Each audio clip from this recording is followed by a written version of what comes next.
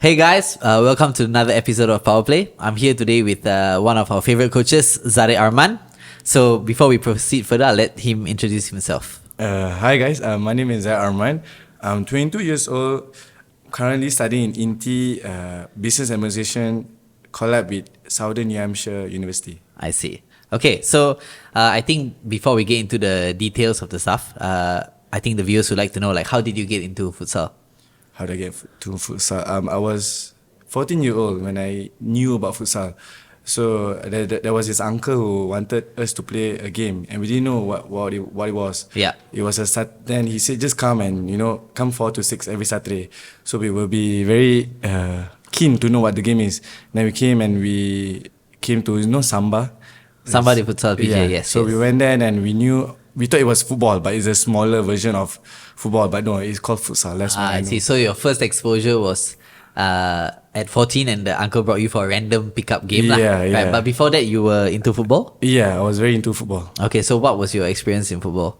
I used to be a goalkeeper in football. Oh, okay. When I was standard 5, then in standard 6 when we were going to a competition, my teacher said, why not you enter striker position? I said, are you sure, coach? Then the coach said, yeah, I think you have the speed and the strength. the strength. Coach Zariq is very buff. Yes. And then I went inside that position and it changed my game. Okay, Totally. so you preferred the forward position rather than the goalkeeper. Yeah. Okay, so did you go through an academy growing up? Yes, when I was standard 3, I entered this academy called Soccer Kids, but they shut down throughout the year because less students came and the coaches was very not committed to the I see. club. Okay, so but did you enjoy your time learning through an academy? Yeah, Okay. So coming from an academy and then testing out futsal at a relatively young age, so what are the main differences that you see in your coaching experience now, let's say in Farpo's Academy, compared to what you experienced as a kid?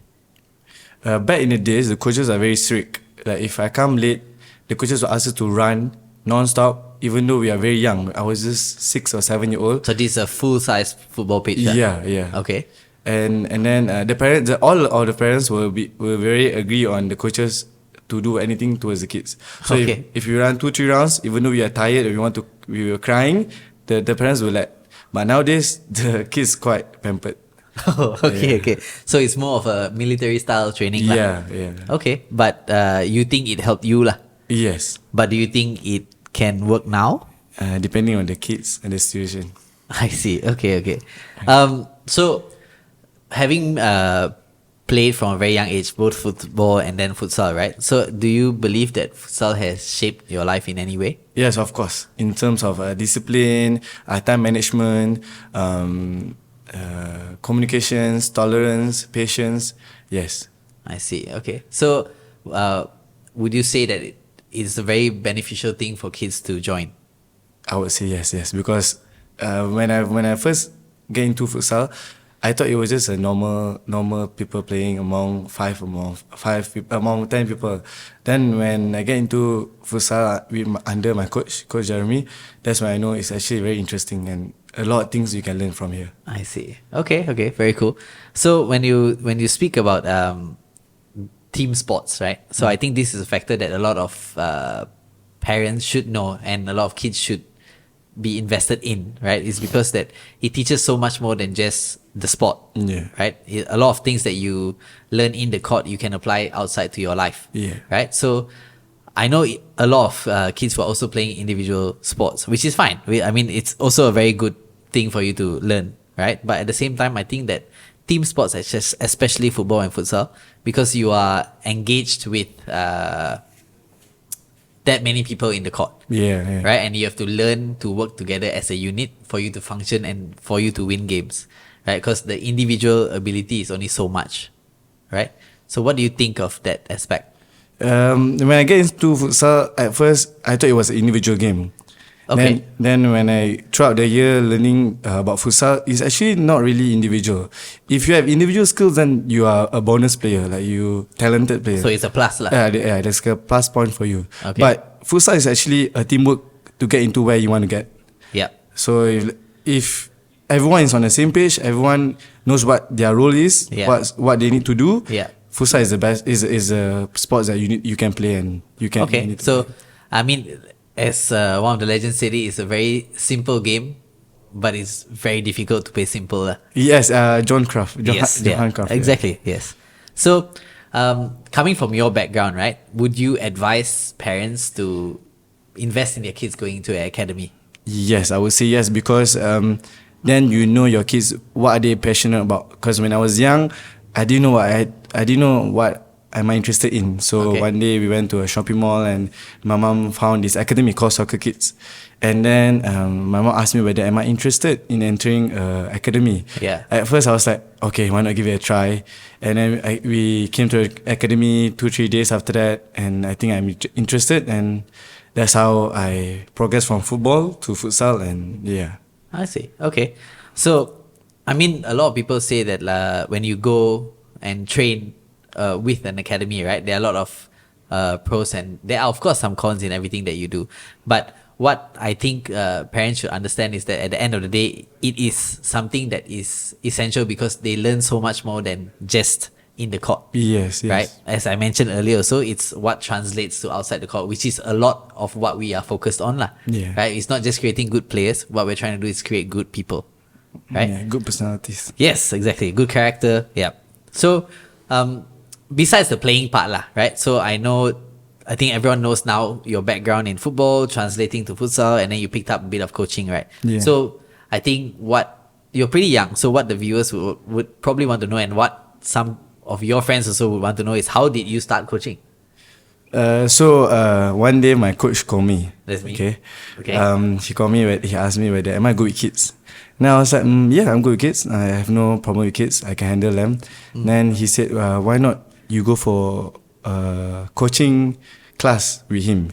Now I was doubting myself whether can I coach the kids because I don't really know how to teach kids in my perception of you. Okay. So then he said, no, just come and see whether how it works, how it goes. If you're interested, then you can coach with the kids.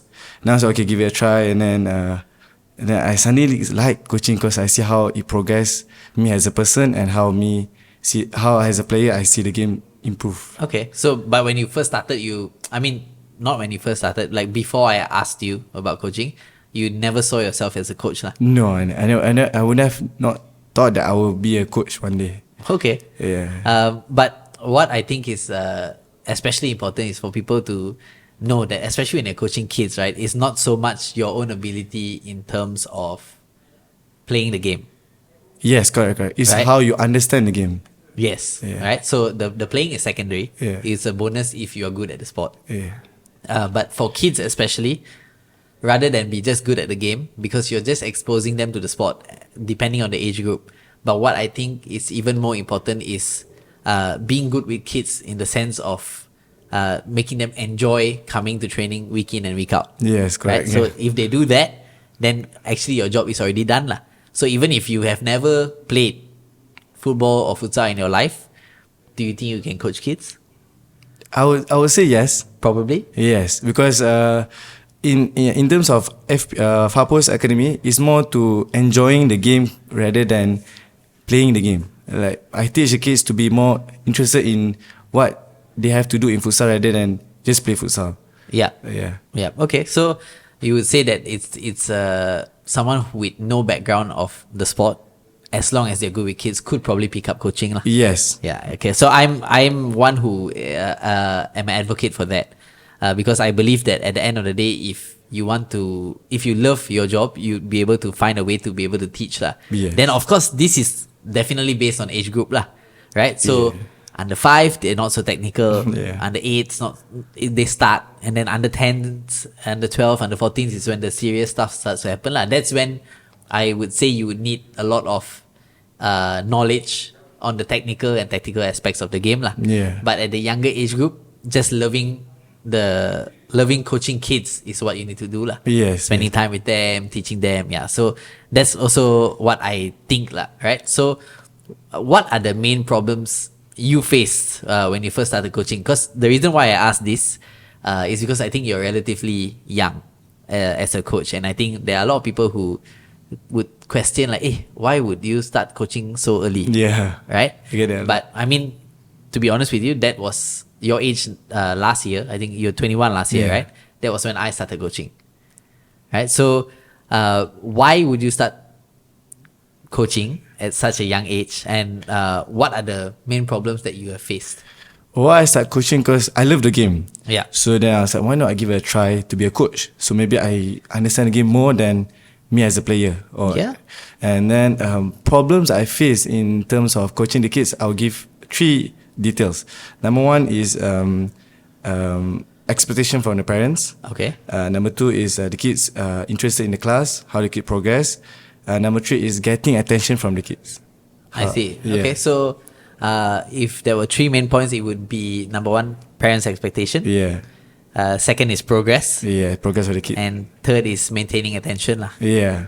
Yeah, okay. So, I mean, we are on the same page in terms of this, because I think these are actually 3 of the main issues that most coaches will face lah. Maybe not in that order, right? But I think that for kids, the first thing should probably be, the biggest problem is more like attention lah. Yeah, correct. Right, because all the time you need to do activation here, activation there, this Yeah. kind of stuff, right? Yeah, but could you share with us one example that you have faced in terms of the problems as a coach? One of the problem that I face is the expectation of parents. So there's one parents asked me why my son is not playing game in game time. Then I tried to explain, but then the parents didn't like it how I explained it. So Okay. then I consult with my coach and see how I can overcome this. Then he advised me he said that you need to put him in the game to see how he progress. So if he don't play inside the game, you will never know how he overcome his problems as a kid. Okay. Then I managed to do that, and that's how I overcome one of the problems in. I see. So his coaches. problem was Game time. okay. Oh, he's not playing enough. Yeah, but according then the to reason why he's parents. not playing enough is because he's making a lot of mistakes. So as a coach, I need to put him aside to know what mistakes he make. Yeah. So that when he go in the second time, he knows that he needs to back up and be better than he did before. Yeah. Okay. Yeah. So I think another thing that is a good point here is that there's a coaching process lah that Yeah. all of us have Yeah. to follow. Right. So at the end of the day, for kids especially, because they learn a lot faster, is that they need a lot of repetition. Yes. Right. And the only way they do repetition is they keep getting into situations where they make mistakes, and then you show them a bit of correction, and then they repeat the situation again. And it's our job as coaches to basically guide them. and show them that, okay, this is the way that you're supposed to progress lah, right? Kids might not be able to understand why we stop the game, Yes. right? They think we are interrupting Well, the game. Yeah. yes, oh my goodness, why you stop the game? I'm having so much fun. Yeah. But this is one of the main things that needs a bit of a balance lah, because sometimes you cannot stop the game at every 2 minutes or so. Yeah. Then the kids are laying too much of things. Yes, exactly. So it's brilliant lah. So what you need to pick up from here is that you need to have correction and repetition, but at the same time you need them to be able to make the mistakes that they Should. are making. Yeah. Right, and then there will come a time for progression lah. Yes, correct. Yeah. Okay. Brilliant. So, now I asked one of the main problems, right? So, what do you love about coaching?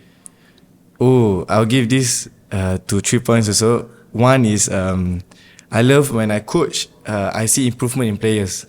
Progress. Yeah. Yeah. Number 2 is when they apply what I teach them in training. Okay. Yes. Then number 3 is how they, every time I enter the court, they call my name and they, how to say, very happy to see me. That's how I love that. Okay. So, you form a bond with them lah. Yes, very. Yeah. Okay. Very, Yeah. Which very, is very close. that is actually very satisfying lah. Yeah. Right. So sometimes when you are having a tough week at uni or at work or what, and then on Saturday morning, which can be actually very tiring to wake up to. Yeah. And then you just reach the court, and then the kids are already like, oh, hey, coach. Yeah. You know, like that sometimes Boost. it's like, oh, okay, what a boost. That's exactly what I needed. Yeah. You know, and then you can go about doing what you're doing lah. It's like a therapy like that. Yeah, I mean, it does work for some people, right? Yeah. But this provided that you like interacting with kids lah. Yeah, correct. Yeah. True. So, Just now you mentioned you love progress. You love them applying the stuff that you learn as well, lah. Right? So when it comes to progress for each kid, I would say it's a bit different, lah. Yes, Right? So some definitely. of them come in at a very Young low age. level, right? So they can't even stop the ball, can't even roll the ball. So for them, after about a couple of weeks, for them to be able to roll from one end to the other also is like Big can be, wow. achievement. Yeah, it's Yeah. a very good thing, right? But what I think is even more satisfying for me personally, because last week I think we had the in-house tournament, right? And one of the most impressive things that I've seen in a while is how one of the teams played lah. This was the under 14. 14, Yeah. correct. So Coach Zariq, just so everyone knows, is our elite team coach, right? So he is was someone that I entrusted to in terms of implementing tactical in their game already lah. Because these are kids who are already, wouldn't say mastered the basics, but they've gotten down maybe out of 10, maybe a 8 out of 10 on their basics lah. Yeah. So basically they don't have a problem stopping the ball, passing the ball, Yeah. running, turning, all of these motor movements and all, no issue. And then during the tournament, I saw this team, I think it was the blue team, they implemented movement from Kicking. the kick, yes, Yes. from the kick in. Yeah, yeah. There was one option. And they implemented another movement from within the game situation. And it was a movement that our open Our actual team can uses. Yeah, correct. Right? And the play opened up and they found the line of pass and then they played it. I don't think they scored that play. Yeah, no, the last guy He didn't- missed right Yeah. at the end. But the fact that They got the fundamental of how the player should move. Yeah. yes, the fact that they can even get into that situation to be in the attacking third was something impressive because they are what, 10, 11? Some of it 10, some of it 11. Yeah, and you see some of our fellas struggling with Yeah. maybe display even at what, 22, 23, 24? Yeah. Right? So I don't know. That to me was something that I was like, wow. I mean, like these boys are actually Improving. improving and picking up because I think at the end of the day the younger ones might end up picking up faster than adults Yeah. because you know their head is they are clean slate, right? Yeah. So when you give them information, they just okay, I take this and this Absorb. is all I do. Yeah, correct. So but that was I think very satisfying. It was satisfying for me to see, but I can't imagine what it was for you. Yeah, I was very happy. Yeah. For all the teams, not just the blue teams. All the teams played how I teach them to play. Yeah. Marking, zoning marking, how to press, defending, everything. Okay. Yeah. Yeah. So I think this is something that is amazing to see lah. Yeah. Right. So, do you think coaching kids has helped you in your own personal development?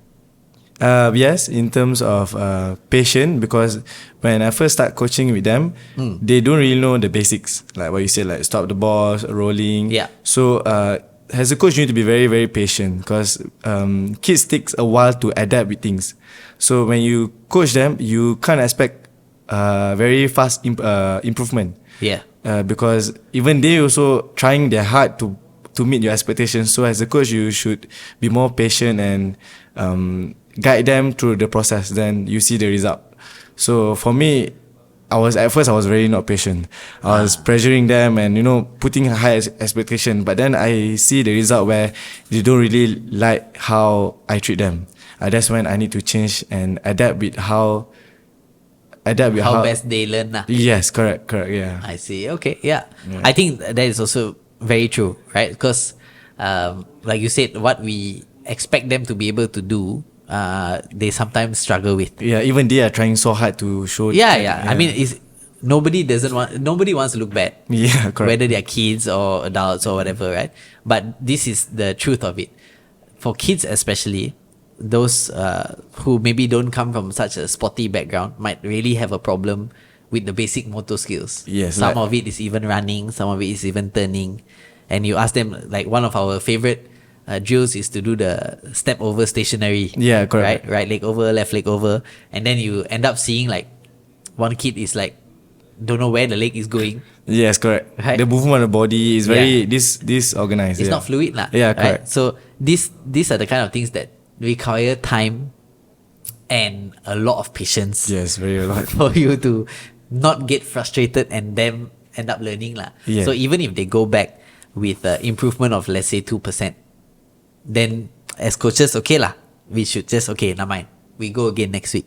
It can be very frustrating, but it teaches you that, okay lah, if the kid is willing to come back next week and Train again. we as coaches should be able to do our job and do better lah. Yeah. Yeah. But it's worth the frustration and the passion, because once you see them improve, then you would thank yourself after how many Sessions you put in. yes, for them. Yeah, correct. Yeah. Okay.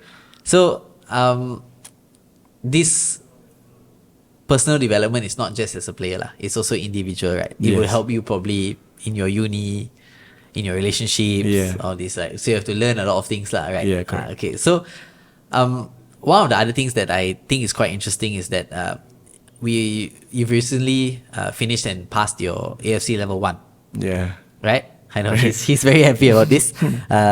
But was it beneficial to you, and did it give you the confidence? Yes, it gave me the confidence, but at first I was very nervous. Yeah. And I talked to my coach and say, can I pass this AFC level 1, because it's very high level of coaching course, and I scared that I mess it up. So then my coach said, yes, is good for you, and I think you can do it. So when someone give me that kind of motivation, it boosts me up. So I take the course. It was not just me; it was with Coach Sheldon and Coach Shane. I see. Okay. So at first I was very nervous because I think that I might flop this course, and then I give it a try for 2 and 3 days inside the course, and I said, okay, I think I can pass. I think I can conquer this AFC level 1. Okay. And yeah, I did, and I passed it lah. Okay, so did it give you the confidence to, okay, now this is something that I can do. Coaching is my thing. Yes. Right. After the course, after all the things that I learned, and plus the experience that I had before this, it boosts me up in terms of I think I love coaching, and I think I want to be a really good coach in the future. Okay. Yeah. As you progress in your coaching career, right? So in terms of AFC level 1, so you started grassroots, and then now AFC level 1. Did it help you along the way in your playing career as well? Let's say, your coaching, because you learned so much about the sport, right? Mm-hmm. Did your playing also improve? Oh yes. At first, in futsal, where you pass and move. Okay, but now when I entered AFC level 1 and the experience of grassroots, it's just not just pass and move. It's how you move, how you attack the ball, how your team move in a coordination where you can counter attack. Yeah, that's how I learn more in terms of in coaching. So it's not just doing it for the sake of doing it, it's why you are doing it lah. Yes, yeah, I correct. see. Okay, yeah. I mean, that is also my experience lah. Because there's a lot of things that people, I wouldn't say people, I see players who generally play. They play for the sake of playing. They move for the sake of moving. Yeah. They pass for the sake of passing. Yeah. Right? So they don't understand the layers behind it as to why they do what they do. Yes, correct. Right? Yeah. So the ability to problem solve is not there lah. They're just doing it for the sake of because they have to do. Yeah, it's like a robot lah. Yeah. Right, so better we play FIFA and then we control the players lah. Correct. Some of our players also need a bit of this, but we will leave that for another podcast lah. Right? So, what are the main things that you managed to put into your playing that you learn from coaching? Say again. What are the main things from your coaching side that you managed to implement into your playing? Understanding of the game. Okay. At first, I don't really know how the shape movement. When you teach me, coach, I didn't really know why this player have to move in, why this player must attack the ball and not stop the ball, don't make the ball dead. Yeah. I didn't know all of this until when I coach the kids. When I see why we have to do all these things, the small things. It makes a lot more sense. It makes a lot of sense, and it makes me as a player to know that you need to do this to be able to get into a tough situation. To overcome this tough situation. Then when I realized I improved as a player when I did coaching. Okay. Because you as a coach you teach them. Then as a player you should know, because you coaching people, so you should know what you should do lah. Yes. Yeah. Of course, you don't have the excuse. But they ask you why, then you cannot just be like, Yeah, because you're a coach, they look up to you. Yeah, of course.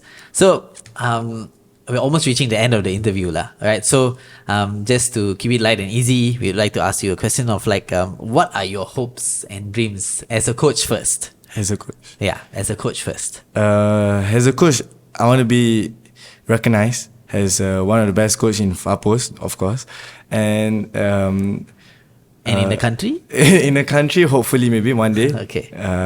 As a player, I've been playing futsal for 3 years, I think, since 2019. Yeah.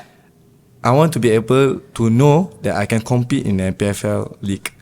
Then Okay. I know I have ticked my bucket list as a player and as a coach. I see. So it's not so much of competing in MPFL. Lah. It's that if you can make it there, Yes. enough. Yes, yes. But maybe one season. I mean, I would like to try how it's like to be a player. Okay. A futsal player. Okay. One day. Yeah, but I mean, this is if you play futsal, I mean that is basically the top of the pyramid lah. Yeah, correct. For whoever is in Malaysia The lah. angle, yeah. Yeah. Okay. Yeah. Yeah. Very cool. And do you think a lot of the people around you have the capacity to reach that level? Oh, this is very tough. I will not say a lot. Maybe some, if they put really time and hard work on it I see. to go to that level.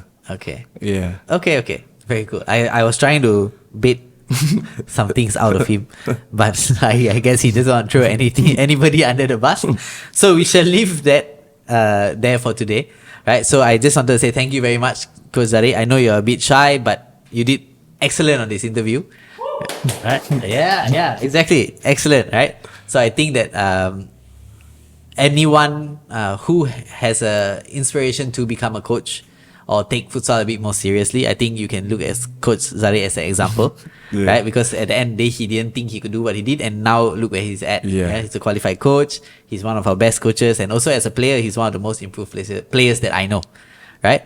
But if you all have any questions that you would love to shoot out to Coach Zariq personally, don't DM him. You DM us, then we will ask him. But at the end of the day, is if you have any questions for him or even for myself, right? If you want to learn a bit more on coaching, coaching kids, developing players, please don't be afraid to ask any one of us, lah. Right? So thank you very much for your time, Coach Zariq, and thank you guys for watching. And we'll be back next week with episode 9 of Powerplay, right? All right. Yes. Episode 9? Yes, okay. So we'll be back next week for anything and everything futsal.